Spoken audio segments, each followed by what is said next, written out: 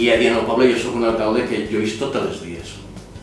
L'altre alcalde de veres que en gestió sí que estava, però no li sabia mai del poble. Jo tot el dia em faig un cafè, tot el dia estem, l'equip de govern que està en companyia meva també.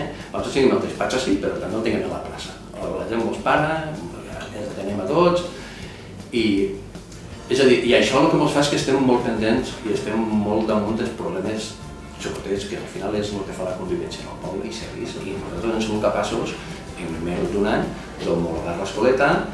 Ara mateix estem fent obres a l'escoleta també, i que les famílies tinguin accés als bons que atén la conselleria, de manera que els que més tenen es paguen i les rendes de baixetes paguen menys. Així hi ha famílies que estan pagant 45 euros de l'escoleta infantil. I això és una cosa que nosaltres ens enorgullim. També teníem problemes en el clavegram, així quan hi ha 4 tronades, les parts baixes del poble s'inundaven i ningú sabia per què.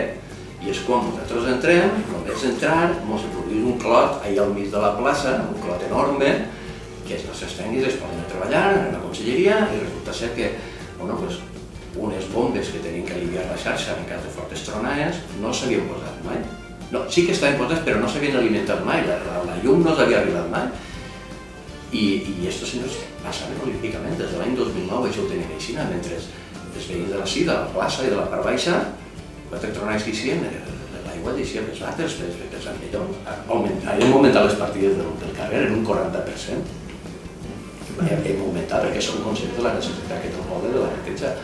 Jo em podré anar-me'n a la cara ben alta de que jo ni estic així per diners, ni beneficiaré a ningú que no siga per una lliure oposició o per lo que siga. Jo no he provocat mai a ningú, ni enxufaré a ningú.